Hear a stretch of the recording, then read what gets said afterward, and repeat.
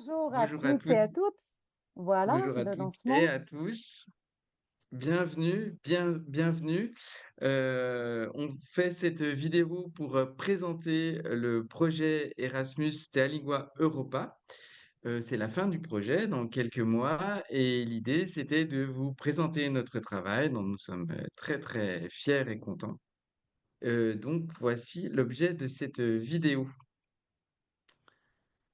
Un grand Peut-être on peut se merci. présenter, Marjorie, parce qu'on va Ah, être les deux intervenants ici. oui, alors présentons-nous et après remercions Erasmus Plus encore une fois pour d'avoir Bien sûr. permis de réaliser tout ça. Mais on va le remercier plusieurs fois parce que vous allez voir, c'était un beau projet mené pendant 2 ans. Alors, Damien, vas-y, raconte-nous en 2 lignes. Qui Très es-tu? bien. Je m'appelle Damien Poinsard, je suis directeur de Cour et Jardin. Cour et Jardin, qui est une entreprise d'intérêt public berlinoise. Et j'habite en Allemagne et j'interviens sur des projets de théâtre en Allemagne. Voilà pour l'instant. Et Marjorie, peux-tu nous dire un petit mot de ta personne? Donc, Marjorie Nadal, je suis la directrice pédagogique du CREAL, de l'association CREAL pour création et recherche en éducation art et langue. Et on s'occupe au CREAL de tout ce qui est le Théalingua France, donc formation, atelier, projet, qui se passe en France. Et quand on est contacté par la Bolivie pour Théalingua, on voit, Damien ou moi, du coup, comment on fait. Parce que la Bolivie nous contacte pour aller faire des projets Théalingua. Absolument. Absolument. Nous avons fait un projet Erasmus, c'est un partenariat simplifié sur 2 ans, donc de août 2023 à août 2025. L'idée, c'était de mettre à jour la méthode Tealingua qu'on a ensemble développé depuis 2010. Donc, ça fait une quinzaine d'années que nous travaillons avec cet outil. Et l'idée, c'était de l'ouvrir et de voir ce qu'on pouvait en faire. Donc, on est arrivé à des résultats qu'on va vous présenter. Donc, encore une fois, merci donc à Erasmus qui nous permet donc de travailler, de se déplacer, de se voir, de faire un travail commun sur le long terme et c'est vraiment très précieux. Donc, on va vous présenter ces outils et voilà. Non? C'est pas mal? J'ai C'est oublié pas quelque mal. chose, non? Non, on peut annoncer, donc il y aura plusieurs temps. Le premier pour les personnes, vous êtes beaucoup à connaître Théalingua, ça fait très plaisir. Peut-être toutes les personnes qui ont fait des projets Théalingua ou des formations Théalingua, vous pouvez juste faire coucou parce que vous êtes pas mal en fait à avoir fait des choses ici. Voilà, donc ça fait très plaisir de se revoir ici.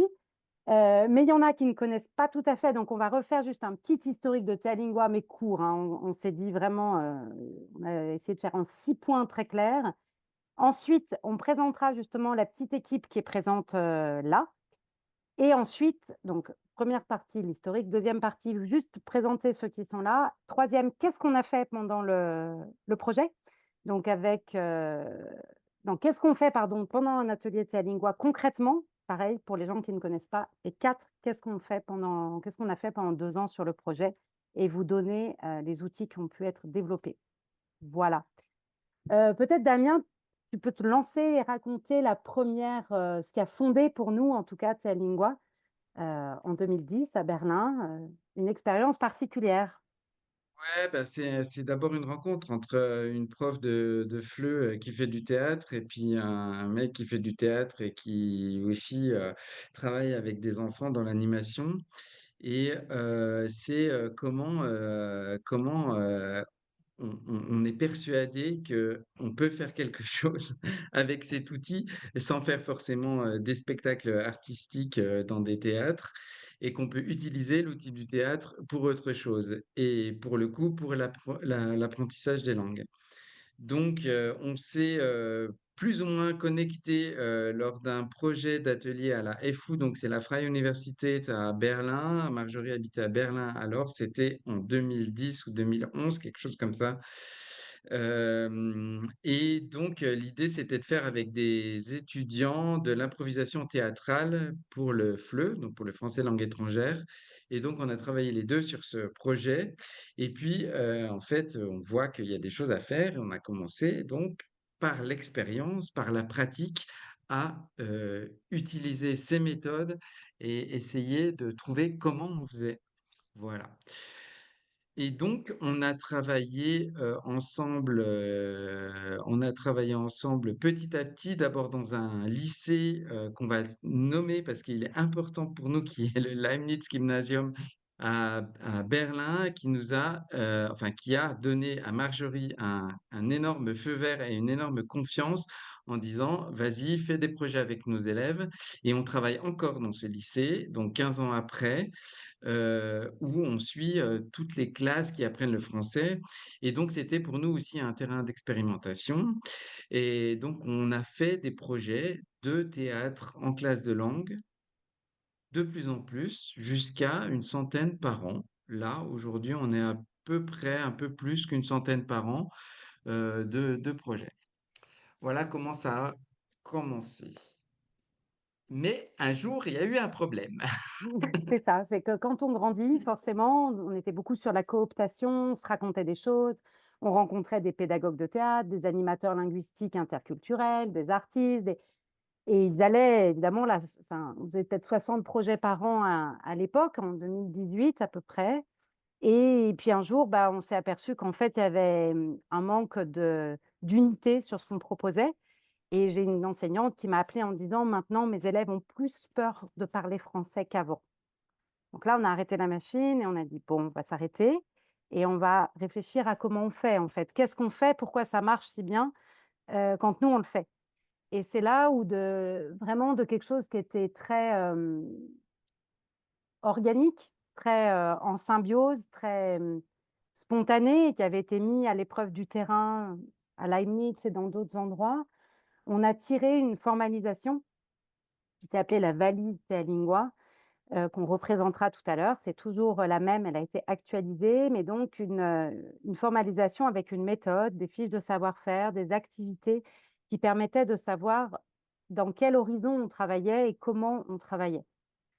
Donc ça a été un gros travail en 2019, cette formalisation, et elle a été suivie par des formations, du coup, de notre équipe d'abord avec qui on travaillait, de notre réseau, et puis petit à petit, des personnes extérieures qui s'intéressaient pour devenir, aussi théalinguistes et voir comment est-ce qu'on, faisait du théâtre avec les langues. Voilà, donc ça 2019-2020, ouais. Damien, tu peux, dire un mot Donc, peut-être? Ouais. on est quand même fiers de se dire qu'on a inventé un métier, hein, qui a été un linguiste. Voilà, il y a un travail aussi à faire là-dessus, c'est-à-dire qu'on intervient pour faire des ateliers théâtrales auprès de personnes qui apprennent une langue étrangère. Voilà, donc ça, c'est notre métier. Et aujourd'hui, on sent qu'il y a que c'est pas fini en fait, que le travail qu'on a réalisé en 2019 d'écriture ne s'arrêtera jamais, qu'il va falloir toujours remettre sur le chantier pour réactualiser, modifier, simplifier, complexifier et essayer de travailler ensemble sur des lignes qui sont de plus en plus claires et de plus en plus préhensibles pour chacun d'entre nous. Euh, et donc, là, je vais sur les langues. Tu me dis si j'ai oublié quelque chose, Marjorie, Non, non? non, c'est bien, les Euh, langues, qu'on a actuellement. donc, en fait, on a commencé, nous, en français parce qu'on est les deux francophones. Donc, on a commencé à enseigner donc, le français à travers le théâtre. Donc, l'idée de faire des projets pour apprendre le français. Et puis, ben, Le on a français langue commencé étrangère. Pardon, français langue j'essaie pas étrangère. d'être moderne, hein, ouais. Ouais, ouais, ouais. Et puis on a commencé à travailler avec des Allemands qui ont enseigné l'allemand avec le théâtre. Et puis au fur et à mesure des formations, des rencontres, il y a eu plusieurs langues qui se sont ajoutées. Ben, il y a l'italien, là je vois Alessandra. voilà, qui est là en italien et qui utilise la méthode Tealingua en italien, mais il y a aussi l'espagnol, il y a l'arabe, il y a l'anglais, il y a, voilà, il y a des langues qui s'ajoutent. Donc l'idée pour nous, c'est vraiment d'avoir des principes de base, des méthodologies de base, mais qui sont adaptables et adaptés pour chaque personne, mais aussi pour chaque langue. C'est-à-dire, ce qui va marcher dans une langue va être adapté pour marcher dans l'autre. Donc, il y a vraiment à la fois ces critères assez formels de qu'est-ce qu'on fait avec Terlingua et en même temps cette souplesse de dire, ben moi, je suis pédagogue, j'ai des outils et j'ai pas que cela parce que je suis prof, parce que je suis animateur interculturel, parce que je suis comédien. J'ai plein d'outils et je vais aussi les adapter pour aller dans le sens des valeurs de Terlingua. Très bien, merci Damien. Donc ça, c'était un tout petit point sur l'historique et où on en est. Et on voulait juste laisser peut-être présenter, mais vraiment 30 secondes chacun, tous les théalinguistes qui sont là. Et peut-être de faire un coucou, de dire où vous nous parlez. Et ensuite, on redonnera la parole plus longuement. Olivia et Yana, vous avez des missions, mais on vous les donnera après quand on aura présenté le projet Théalingua. Donc, micro ouvert, peut-être. Yana, tu peux commencer juste un petit coucou, de raconter où tu es et puis de redonner la parole à un autre linguiste. Eh ben, merci Marjorie. Un petit coucou, Yana Quinte, donc je fais un petit coucou de Strasbourg, ou du moins pas loin de Strasbourg, donc dans l'est de la France. Alors du coup, vous voulez qu'on se présente un petit peu qui on est, c'est ça aussi? Oui, 30 secondes, un mot. Bah, du coup, moi je suis enseignante-chercheuse à l'université et je travaille dans la formation des enseignants. Et on s'est rencontrés à différents moments avec Marjorie et Damien, et puis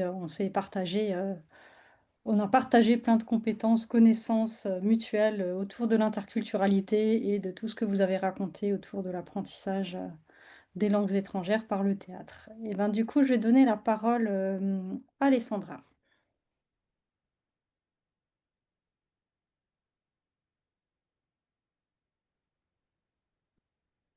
Je ne t'entends pas, Alexandra, parce que ton micro est coupé.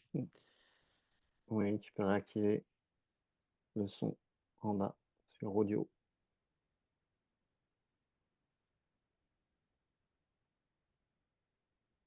Oh, ok. Vous m'entendez? C'est Oui, bon. Ouais, c'est bon. Voilà, voilà. Alors, Alessandra, donc je suis italienne et je travaille à Valence, donc dans la Drôme. Et ma rencontre avec Marjorie et Damien remonte maintenant à il y a quelques années déjà. Et voilà, depuis, je les ai pas quittés et j'ai continué, je suis rentrée dans la méthode Terlingua qui n'a fait que conforter des choses que je faisais déjà, mais j'en ai apprises vraiment beaucoup, beaucoup d'autres. Et voilà. Et là, donc, j'essaye maintenant de monter des projets dans l'esprit de Terlingua. Et voilà. Donc, notamment depuis 2 ans avec Denis, on travaille sur Terlingua Intramuros au sein des collèges, des 2 collèges de mon département. Voilà, et je passe la parole à Nora. Allô, bonjour, c'est Nora. J'appelle de Berlin là. Je suis metteuse en scène. Je viens plus du côté artistique, mais j'ai grandi un tout petit peu avec la méthode parce que je suis allée au lycée français. Donc j'ai vu ce que ça faisait dès le début, dès tout petite, ce qui fait de jouer du théâtre et d'apprendre une langue en parlant ouais, en autre langue et de faire du théâtre. Et en fait, j'ai adoré cette idée et j'ai vu plein de fois que ça marche super bien et je suis enthousiaste et je suis toujours votre travail. Voilà. Alors, Gaëlle, je passe la parole à Gaëlle. Bonjour à tous, donc moi c'est Gaëlle Karcher, un petit coucou de Grenoble où il doit faire 38 degrés là je pense. Moi je suis enseignante de français langue étrangère et formatrice des enseignants aussi de français langue étrangère. Et théalinguiste de cœur, et je forme mes pairs et mes étudiants à apprendre la langue autrement, par le mouvement, par le corps, voilà, par le cœur, dans les deux sens, dans toutes les écritures du terme. Voilà, et je suis ravie d'être là. Super. Et peut-être Olivia, tu peux reprendre, rebondir. Allez, Sophie. Toi aussi, Sophie et Ouais. Maxime. C'est Maxime? C'est Maxime? C'est toi, Maxime? Alors, Olivia. Oui, bonsoir, Olivia van Riesen. Euh, je suis allemande, mais ma langue principale, c'est l'allemand et l'espagnol. Mais comme j'ai vécu en France, j'ai fait aussi des projets en franco-allemand. Et je suis théalinguiste depuis 2021. Et je viens de quitter la France pour la Suisse. Euh, Et on va voir qu'est-ce que ça va donner. Mais bon, moi, j'ai fait déjà des projets dans plusieurs langues et avec beaucoup d'enthousiasme. Et oui, je passe la parole à Maxime.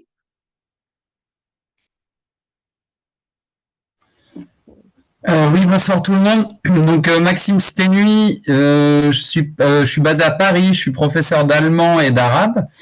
Je suis pas théalinguiste, mais j'avais rencontré Marjorie dans le cadre d'Atlas, donc dans le cadre de la traduction littéraire. Oui. Suite à quoi je m'étais inscrit à la newsletter à un moment donné du Créal, et j'ai fait une formation récemment sur le théâtre en interlangue. Et du coup, là, j'ai vu passer la newsletter. Je me suis dit, allez, je vais assister à cette soirée d'inauguration. Ça m'intéresse. Voilà pourquoi ma présence ce soir. Super. Ravi, Maxime. Salut, Margot. Je vais peut-être donner la parole à Sophie.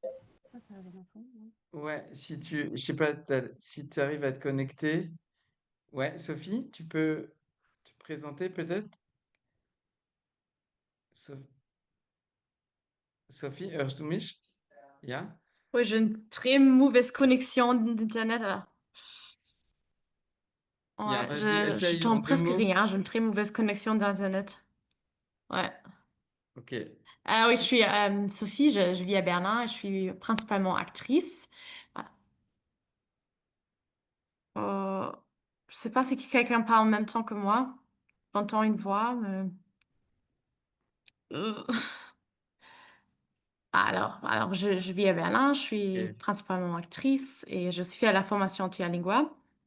Et là, en ce moment, je suis à la mer Baltique, dans une maison avec beaucoup de personnes et il n'y a pas une très bonne connexion Internet. Alors peut-être à un moment, je dois partir parce que j'entends presque rien. Merci beaucoup. On va continuer. On va continuer de présenter. Donc, merci les linguistes présents. On va continuer de présenter un petit peu donc ce qu'on a fait pendant ces 2 ans. Et on a décidé de faire ça sous forme de questions-réponses voilà, c'est des questions qu'on nous pose tout le temps. En fait, comme ça, on les a et on pourra y répondre. Donc, je vais te poser des questions, Marjorie, et toi, tu vas me poser des questions aussi, d'accord? Oui. Alors, Marjorie, c'est quoi un atelier Talingua? Qu'est-ce que c'est? Qu'est-ce que Alors, c'est concrètement? c'est ça. Concrètement, c'est quoi un atelier Théalingua? C'est un atelier qui se passe avec une quinzaine d'apprenants de langue qui ont à partir de 8-9 ans, c'est-à-dire qui ont un sens de la trame narrative, jusqu'à des seniors. Donc, on fait les professionnels, on fait... Kim Leutzinger rêve de faire ça dans les EHPAD. Donc, on va tester même vraiment avec des grands seniors. Donc, voilà. En tout cas, à partir de 8 ans, 1 pour 15. Parce qu'on travaille sur la parole, le corps, le mouvement. Donc, on estime qu'un pour 15, c'est bien. Et le principe, c'est qu'on va se mettre dans un processus créatif collectif. Donc, on va utiliser la dynamique de groupe, on va utiliser nos corps pour pouvoir créer une pièce de théâtre. On n'arrive pas avec un texte qu'on a choisi ou qu'on choisit avec les participants et qu'on met en scène. Le texte ne préexiste pas. On arrive riche autour d'un thème on arrive avec des photos, des chansons, des poésies, des tableaux, des images, des idées, on arrive nourri de quelque chose, mais on n'a pas de pièce de théâtre à l'avance. Et avec le processus créatif, les apprenants vont écrire leur propre texte basé sur des improvisations qu'ils auront fait, elles-mêmes issues de la confiance qu'ils auront eue, et on va arriver à une création théâtrale dans la langue cible, ou bilingue dans les projets franco-allemands, ou plurilingue dans le cadre des ateliers multilingues qu'on vous présentera. Voilà ce qu'est un atelier Théalingua, Damien. Est-ce que concrètement, parce que je sens que ce n'est pas encore concret, comment on fait quand on arrive dans une école? Qu'est-ce qui se passe exactement? Une école ou un lieu d'éducation générale? C'est une excellente question. Donc, déjà, on n'arrive pas sans s'être préparé et sans avoir parlé avec les référents du groupe. Donc, souvent, c'est des professeurs quand c'est dans les écoles. Et donc, on arrive avec des objectifs pour savoir ce qu'on veut faire là au milieu. Qu'est-ce qu'on veut apprendre? À quel niveau? Comment? Est-ce qu'il y a des problèmes dans le groupe? Comment ça se passe? Qu'est-ce qu'on veut faire ensemble? Quel est l'objectif artistique, linguistique? Quelle est la dynamique de groupe? Donc, on se prépare et puis on fait de la place. Généralement, il n'y a pas de salle à adapter. C'est rare qu'il y ait une salle de 100 mètres carrés vide dans un établissement. Donc, on fait de la place, on pousse les chaises et on fait un cercle avec les enfants, avec les apprenants.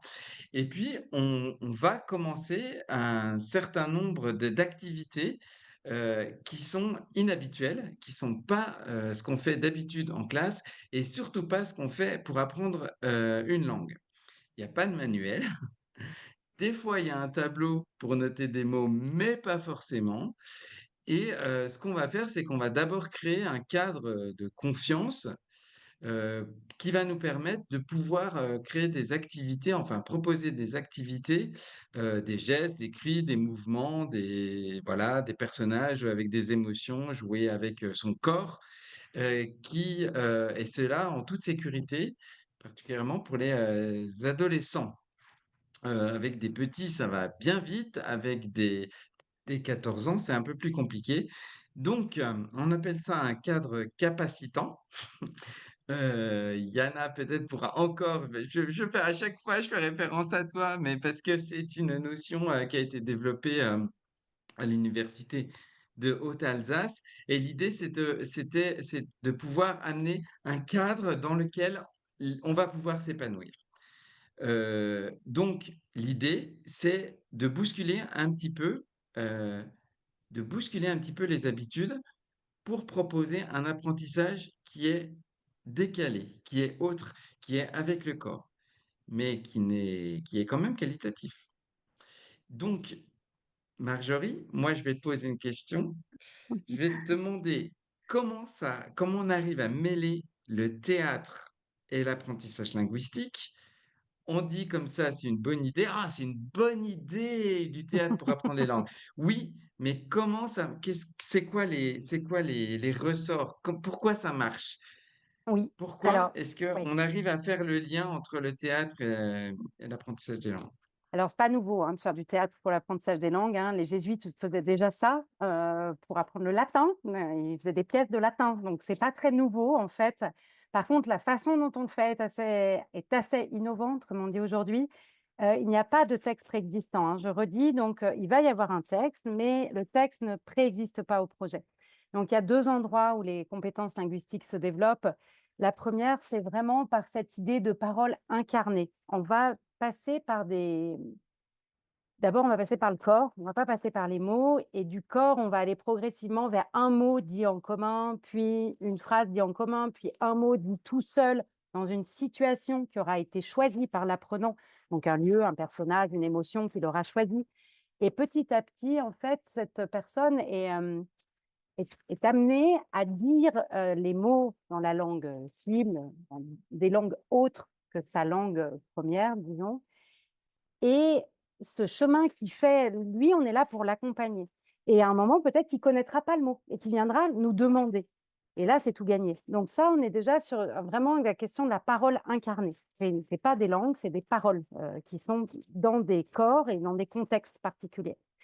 Donc ça, c'est la première utilisation, on va dire, la première compétence linguistique qu'on travaille, c'est cette question de la parole. Et la deuxième, c'est plutôt ce qu'on appelle la compétence de médiation. C'est-à-dire qu'on est dans compréhension, expression orale très rapprochée, puisque autour de la scène, donc il y a ce qui se passe dans la situation théâtrale, qui est une parole incarnée, mais autour de la scène, on a un dialogue qui se passe un peu en continu sur ce qui vient de se faire. Parce qu'il faut bien qu'on choisisse des éléments pour aller vers une pièce de théâtre. Et ce choix-là, c'est pas nous qui le faisons. C'est pas nous qui disons, alors ça, c'était super, donc on va garder ça par contre. Non, on va pas prendre.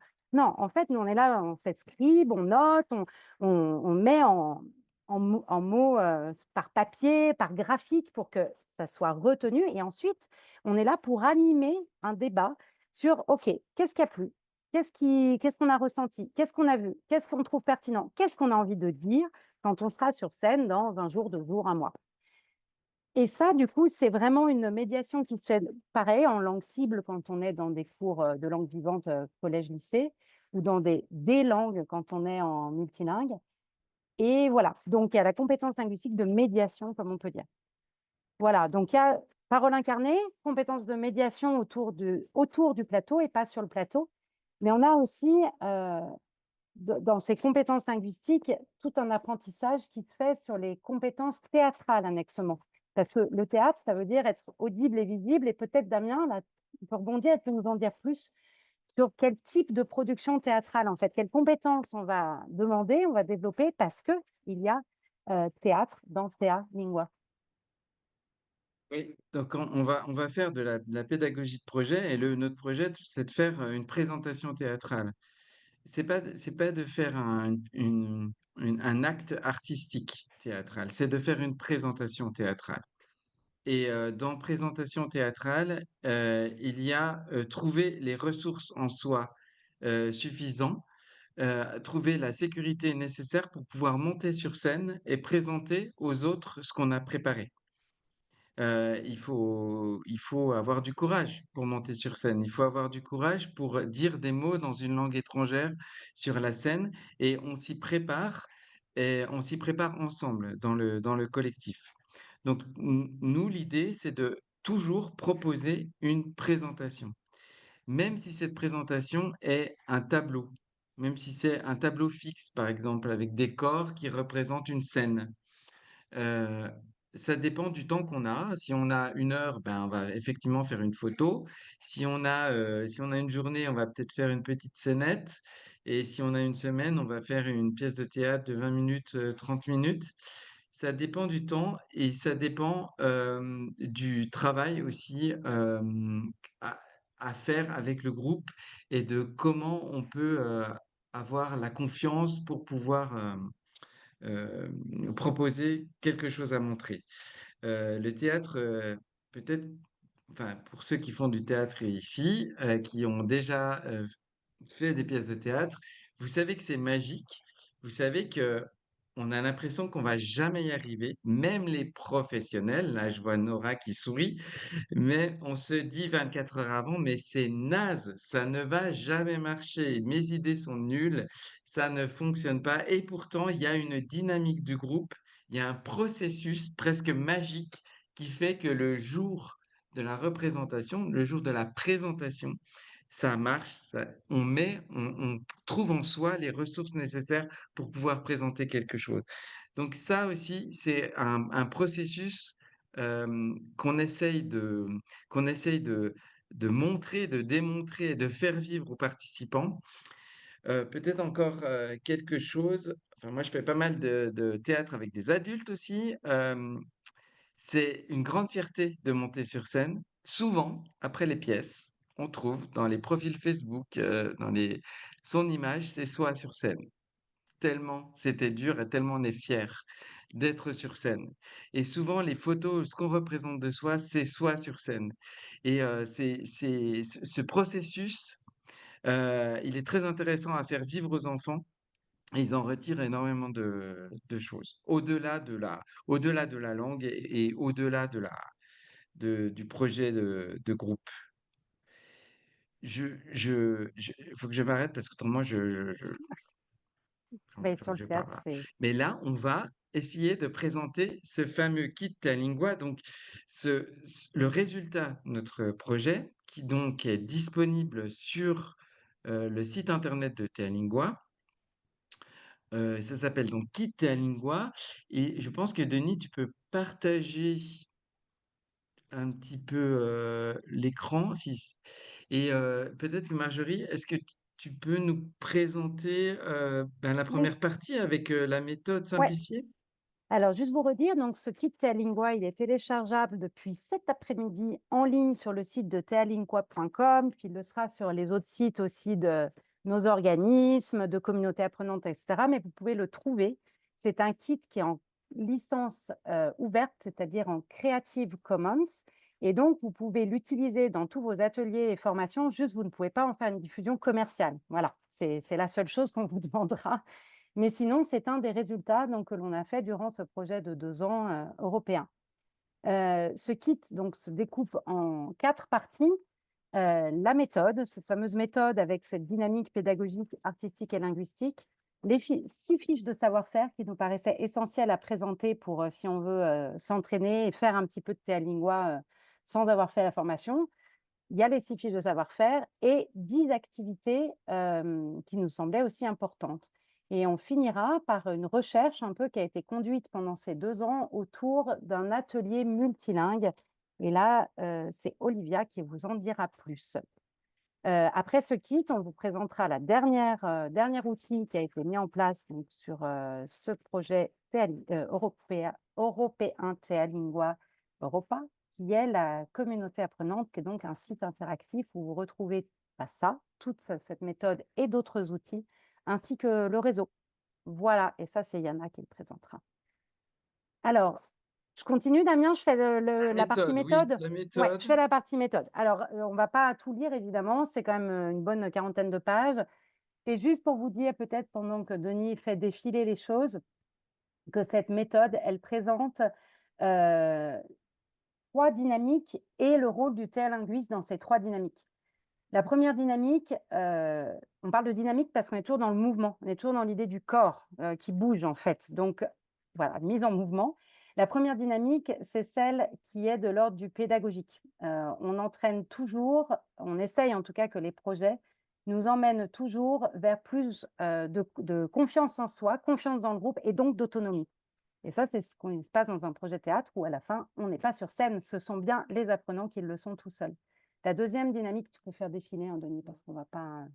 La deuxième dynamique, c'est la dynamique linguistique. Je vous parlais tout à l'heure de parole. On est d'abord une langue qui est incarnée dans un corps, donc on est dans une langue en situation, une langue qui est une parole. Donc elle n'est pas pour la beauté de la langue, elle est vraiment dans une interaction, donc dans une rencontre autant égale que l'expression corporelle. Le troisième mouvement qui nous importe, c'est le mouvement créatif. Et on essaye dans tous les projets Théalingua de faire appel à tout ce qui est le faire autrement, le faire différent, le faire de décoller du réel pour créer une autre culture qui serait notre culture commune à travers ce projet. Et donc de se décoller d'un peu trop de réel pour partir sur plutôt des axes de création et de théâtre avec toutes les ouvertures au possible. Ensuite, donc ça, c'est présenté dans la méthode. Et la deuxième chose, c'est le rôle du théalinguiste, qu'on dit un pédagogue à 2 phases, parce qu'en fait, il est toujours en train de regarder avant qu'est-ce qu'il y avait, après qu'est-ce qu'il voit, et d'être sur l'instant présent. En fait, il fait le tour pour accompagner au mieux le groupe. On vous a parlé de cadre capacitant, donc c'est lui qui en est garant, alors chacun aussi, mais c'est lui qui l'installe. Par exemple, dans un cadre capacitant, on travaille dans quelque chose en répétition et en spirale. Donc, on va aller toujours du plus simple au plus difficile. Il y a tout un tas de choses que vous pourrez voir. Et l'autre chose, en plus du cadre capacitant, c'est la posture d'accompagnement où on n'est pas dans une position de sachant, même si nous, on sait faire du théâtre et on sait parler la langue cible. On est dans une posture qui accompagne la personne à trouver son chemin dans la création théâtrale collective et à trouver sa propre langue avec cette création collective. Voilà. Tout ça, c'est sourcé au niveau bibliographie. C'est vraiment l'idée d'être dans une recherche, dans une pratique qui est étayée par la recherche.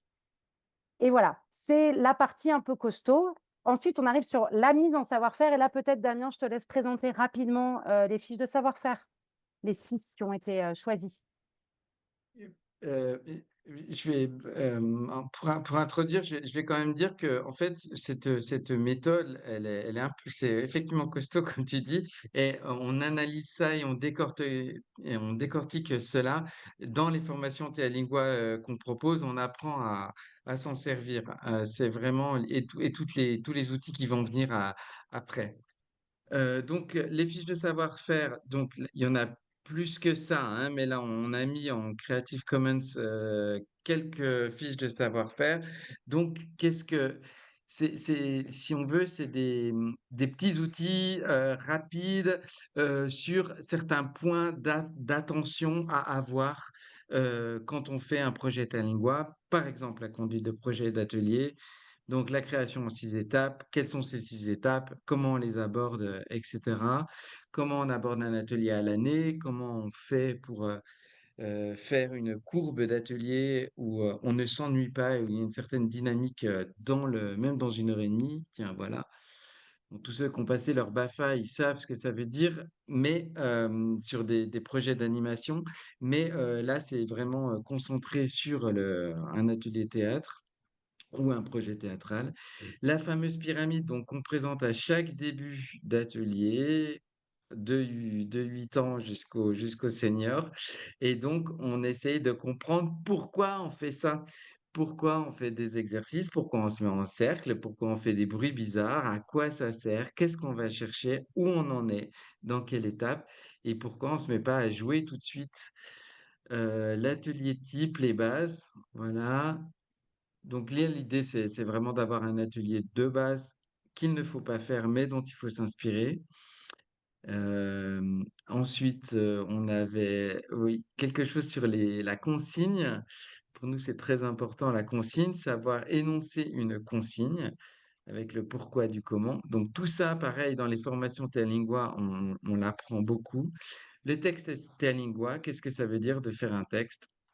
Comment on co-construit un texte avec les apprenants pour que ce soit ni le texte des apprenants, ni le texte du référent ou du théalinguiste, mais un texte co-construit dans lequel tout le monde s'y retrouve et qui est adapté au niveau de langue choisi.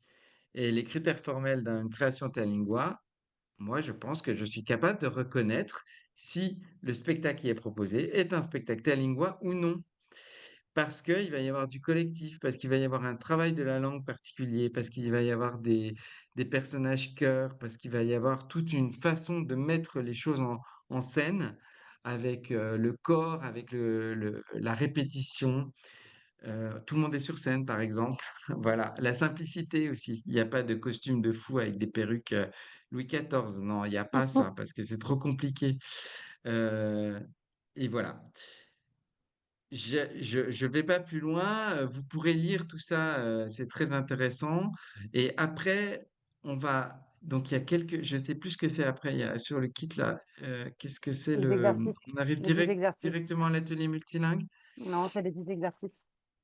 Ah oui, il y a les exercices, ouais. Bah, tu veux nous Mais présenter les ouais, quelques on va juste lire les titres parce qu'en rapidos? effet, le temps passe. Donc, 10 exercices pareils qui sont, en fait, on s'est rencontrés, hein, on était quand même une trentaine à travailler pendant tout ce projet.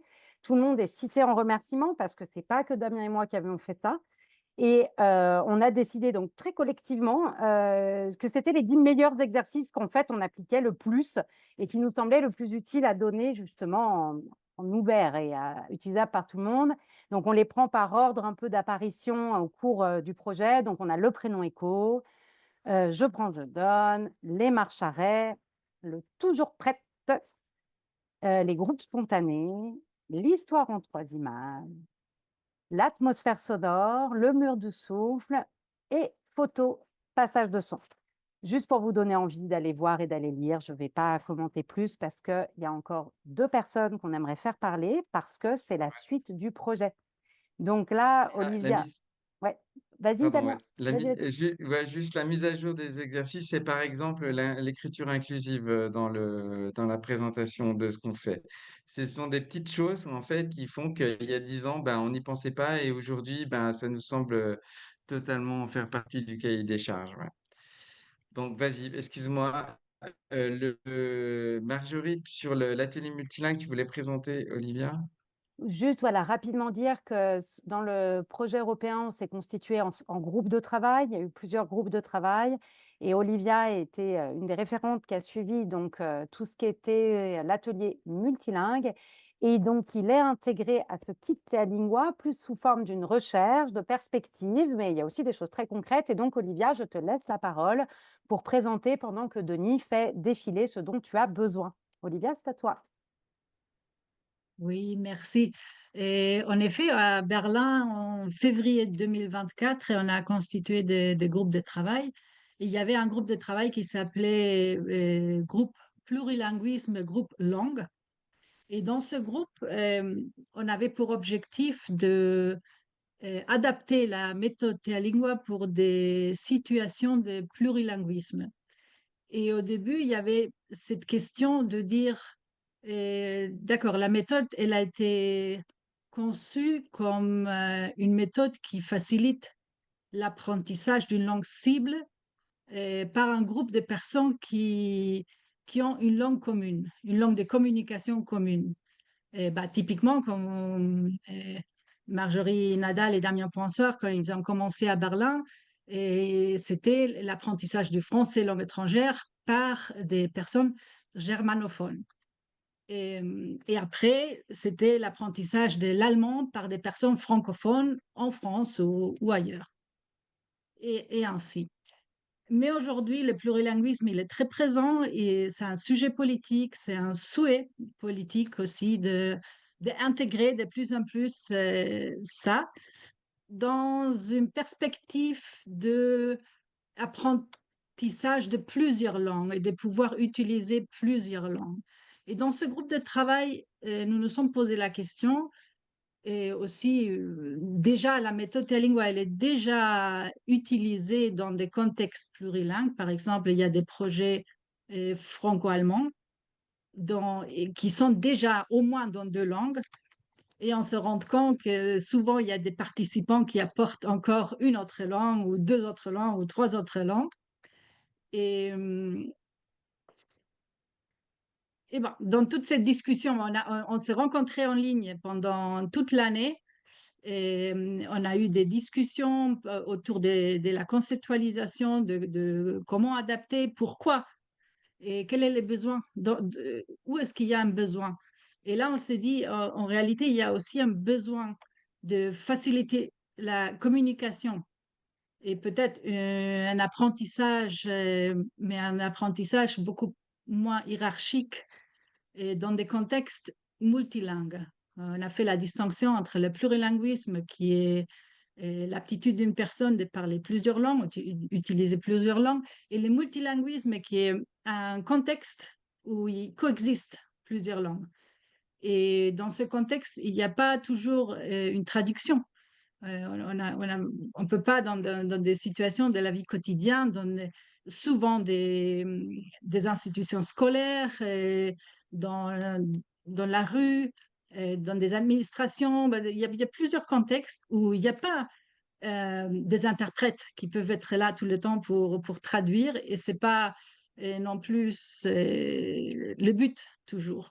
Et c'est pour ça qu'on est arrivé un peu, de partir de là, on est arrivé et de se dire, on aimerait faire un test d'un atelier multilingue pour faciliter la compréhension, pour faciliter la communication dans un contexte où il n'y a pas une langue cible, mais une coexistence des langues et des personnes qui arrivent avec leur langue première, secondaire, la langue qui est parlée à la maison, la langue qui est apprise à l'école, et qui ont besoin de communiquer.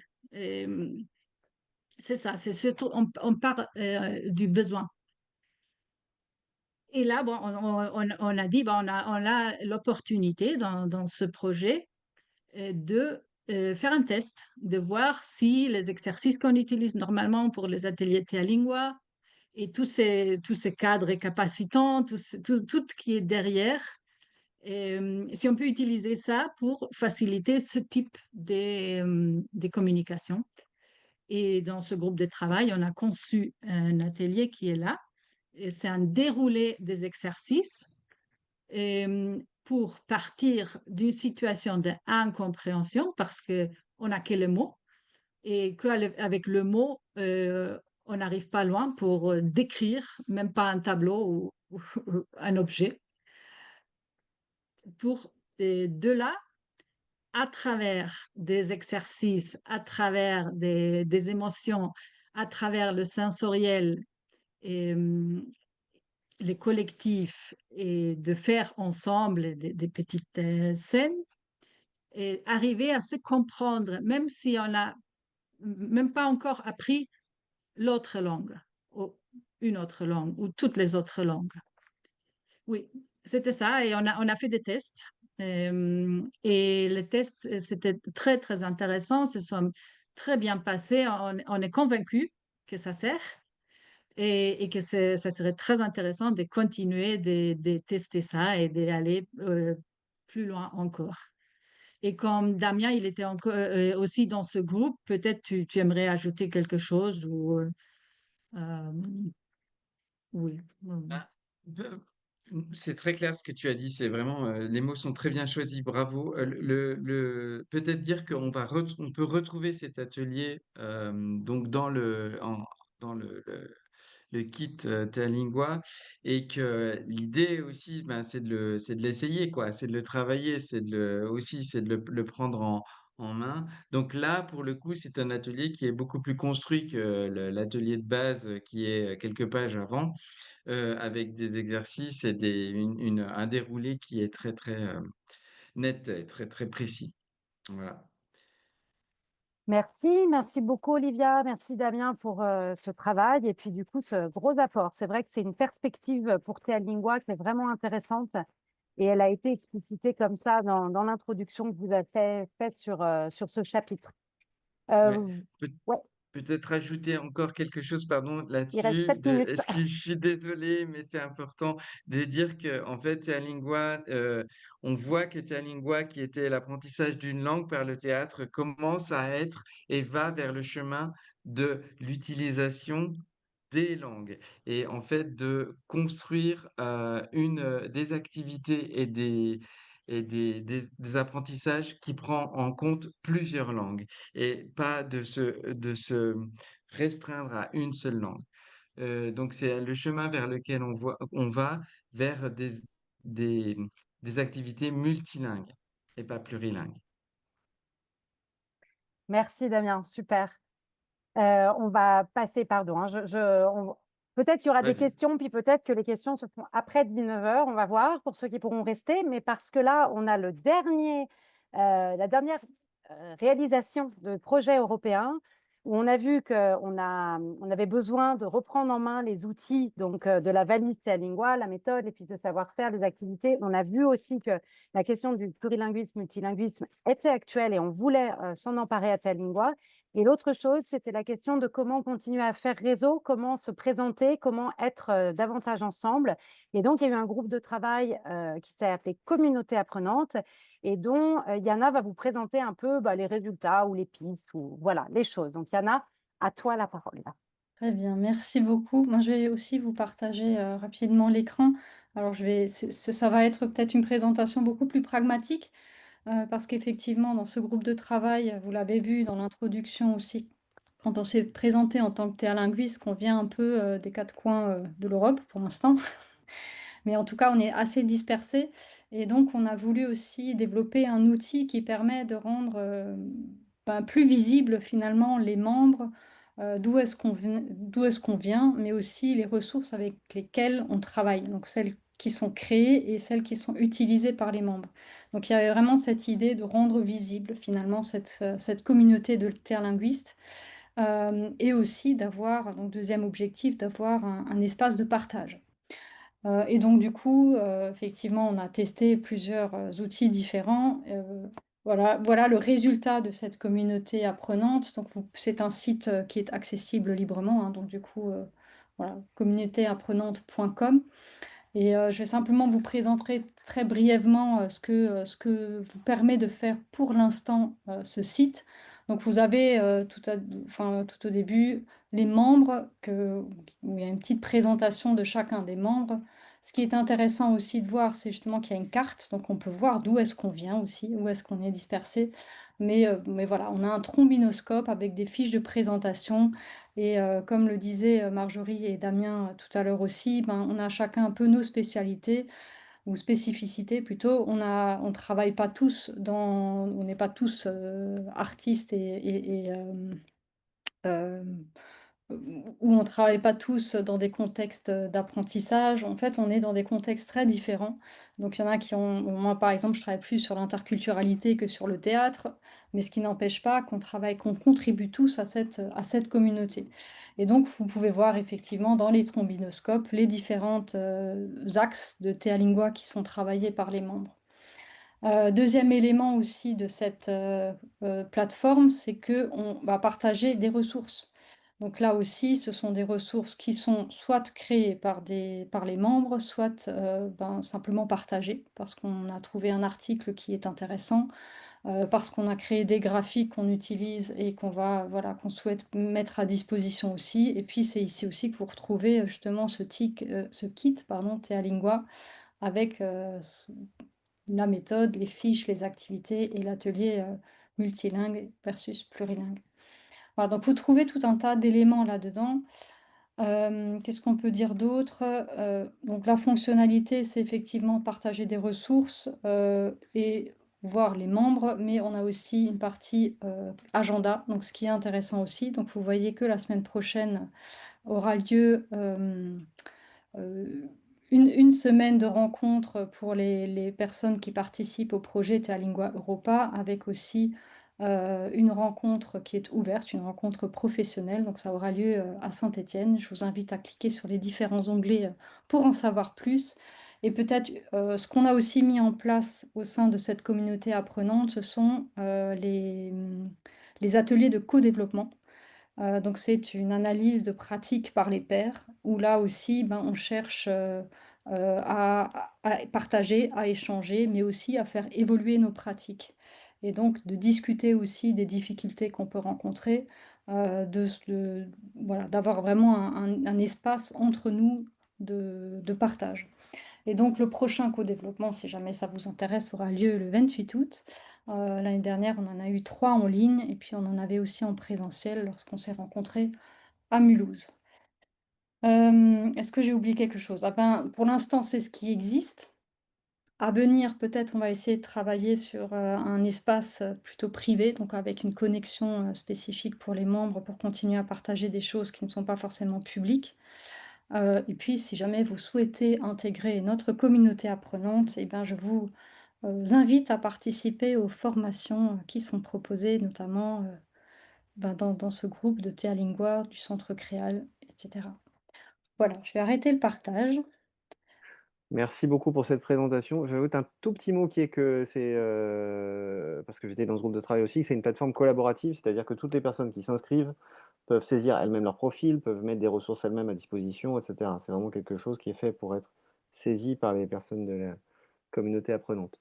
On arrive, je crois, au bout de la partie présentation. Et il est 19h pile, ce qui était un peu plus tard que prévu, mais on est heureux d'avoir présenté ce qu'on avait à présenter. Encore un tout petit mot de Marjorie, parce qu'on a oublié 2 gros détails sur le kit, mais qu'on veut vous dire. Et après, donc, des questions. Et vous pouvez, évidemment, si vous souhaitez nous quitter, vous pouvez nous quitter. Et poser des questions, vous pouvez poser des questions. Voilà, je redonne la parole à Marjorie. Très court avant que vous partiez. Donc, le kit, voilà, quand vous l'imprimez, va ressembler à ça. Donc, il est vraiment accessible. C'est mis en page, c'est tout bien, c'est tout beau. Vous pouvez le sortir vous-même. Et cette version-là, qui pour l'instant est en français, sera en allemand normalement d'ici la fin août. Donc, pour la rentrée, en tout cas, c'est sûr. Accessible aussi sur le site de Théalingua, de Communauté Apprenante. Vous le retrouverez, la même chose en allemand, toujours grâce à l'Europe qui nous donne les moyens de faire ceci. Voilà. Damien, est-ce que tu avais un dernier mot avant de passer aux questions? Nous, on a le temps, mais peut-être qu'on pourrait arrêter là à 19h un peu officiellement et après passer aux questions. Non, Damien? j'attends les questions avec impatience. Ok. Et ben, si vous voulez rester si vous voulez rester pour les questions, bienvenue. Et sinon, merci d'avoir assisté donc à cette présentation, inauguration en ligne du kit Théalingua et de la plateforme communauté apprenante. Et bienvenue à Saint-Étienne, pour ceux qui le pourraient, qui ne sont pas loin, puisque mercredi prochain au Musée d'Art et d'Industrie et jeudi prochain dans une amicale laïque, nous allons partager par des forums, tables rondes, une soirée dansante, plein de choses pour fêter cet événement. Voilà, merci à tous et évidemment, on reste pour répondre aux questions maintenant. Merci beaucoup. Alors, Denis, est-ce qu'il y Oui. avait des questions dans le chat Alors, qui... énormément de questions. Non, il n'y a aucune question parce que vous avez été extrêmement clair. Je pense que c'est les vertus de la pédagogie. Non, je plaisante. Si, en tout cas, ouais, on a des gens d'un peu partout. Je ne sais pas si Théa Marie était encore là, juste pour dire voilà, un petit salutation à Théa Marie Eilers qui a fait le séjour Tandem Théalingua, le premier du nom il y a 2 ans et qui a été extrêmement active dans ce domaine également. Voilà, il y a d'autres personnes qui nous disent au revoir, mais qui nous remercient. Ben, merci beaucoup. Peut-être vous dire qu'on on peut nous retrouver évidemment sur le site internet, mais aussi sur une chaîne vidéo YouTube où on explique pas mal de choses et on met nos expériences et des reportages de ce qu'on a fait. Et donc, on vous invite à rejoindre nos différentes communautés, newsletters, etc. dans les plateformes. Enfin, vous savez tout ça par cœur, quoi.